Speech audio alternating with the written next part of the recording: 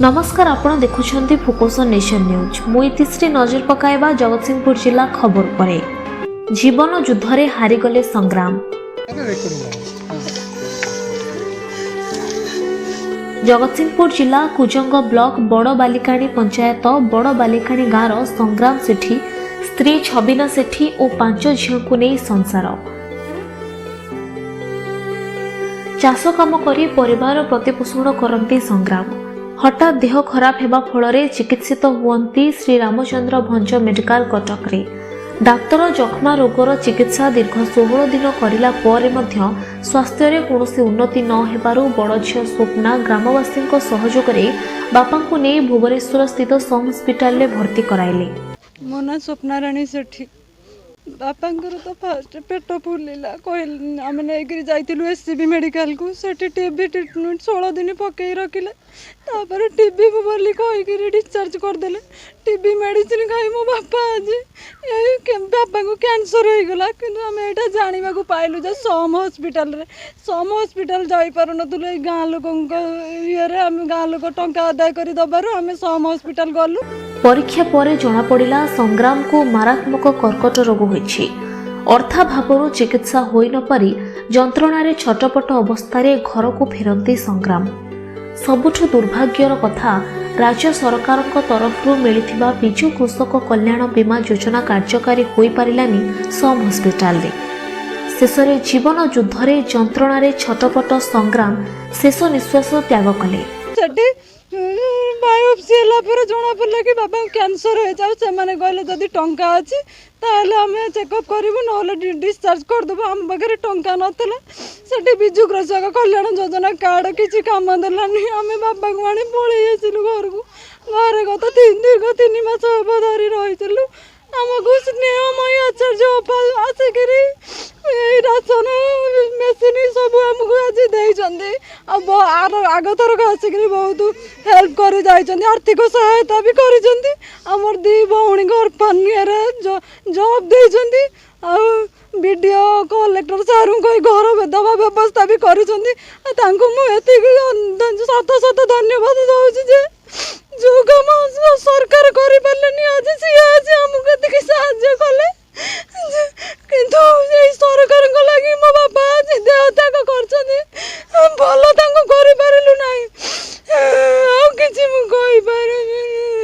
वर्तमान साधारण रे प्रश्न उठे सरकार को एही सब योजना कहा पाई ओ केउठी कार्यकारी हेबो। मु श्रीमती स्नेहमयी आचार्य राज्य उपभोक्ता महिला कल्याण महासंघर सेक्रेटरी। मते गत 4 दिन तले यही ग्रामर नृसिंहचरण दास मते अनुरोध करथिले अपा टिके आपण आम गाँ को टिके चलतु। पचारि कौन पाई जीवी ना एमती जड़े कैंसर पेसेंट अच्छा 5टा झील तांको आज पर्यंत प्रशासन कौन सी प्रकार साहाय्य सुविधा दे पारिनी। आपण टिके देखिकी आसतु। मु लज्जित होइतिली मो पाखे राजनैतिक पावर नाही किंबा मु सेमती गोटे धनाढ़िया व्यक्ति मध्य नुहे। मते लज्जा लगी मु कहीं पाखक जीवी तथापि अनुरोध को रोकी न पारी मु एठिके आसिकी जहाँ देखिली 2020 मसीह गणतंत्र शासन रे एभली अवहेलित परिवार थाई पारंती। मते मु दुखरे गोटे राति सोई पारलिनी। इठू जीवा परे कलेक्टर सार ऑफिस को फोन करथिली एई बाबद रे जणैथिली एवं वीडियो सार को मध्य फोन करी जनैला परे वीडियो सार मते प्रतिश्रुति देइचंती मंगलवार दिन ए फैमिली रो डॉक्यूमेंट सब सार पाखे पहुँचला परे सार तुरंत घर करिवार व्यवस्था करिवे।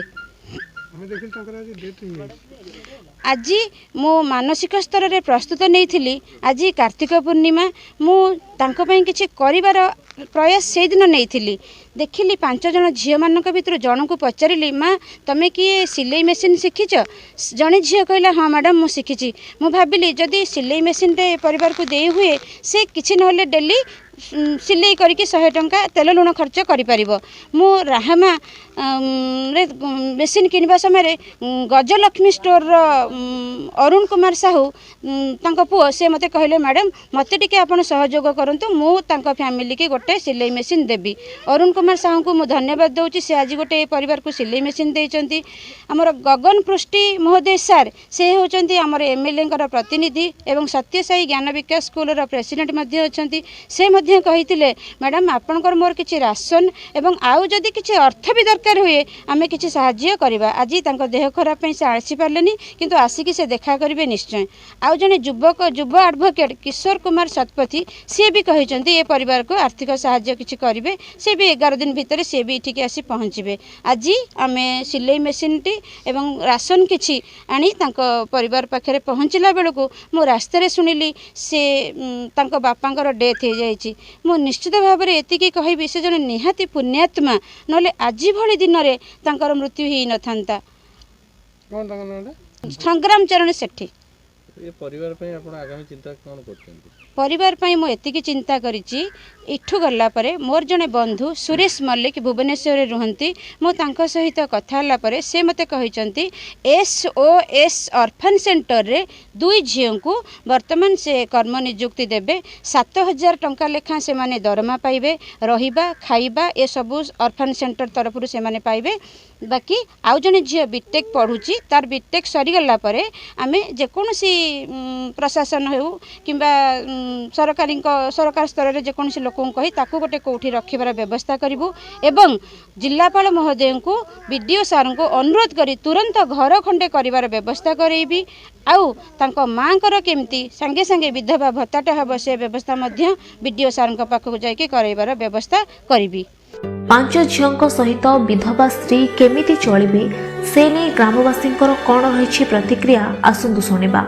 मना नरेश सेठी जो माने देहांत जो हेले ताका नांडी कोन संग्राम सेठी आपन नाम कोन हेले ए रिलेटिव साइड भाई जो तार कोन होइतला सरकार आजकल अर्थभार से बाजी 51 वर्ष मात्र 51 वर्ष रे अर्थभार से देहांत होठी जे सरकारकर आर्थिक स्थिति किसी से जगह पहुँच पारे आर्थिक परिस्थिति खराब जो 5 झील पुओ ना एमती असुविधार घटनाटा घटला आज जे माने सरकार मतलब एति नवेदन से 5टा झील आर घर परिस्थिति बहुत खराब सरकार अनुरोध से विजु पक्काघर विशेष भत्ताटे मिलू आ से अनाथ पिला गुड़ा कौन से मत सरकार साहाय्य निहाती आवश्यक। तेणुक एति सरकार नवेदन ये पिला साहाय्य करने निहाती जरूरी। जगतसिंहपुर जिला तीर्तोलरू मानस कुमार सुदारंक report focus on nation news. Thanks for watching. Please subscribe our channel, click on bell icon to get latest updates and don't forget to like, comment and share.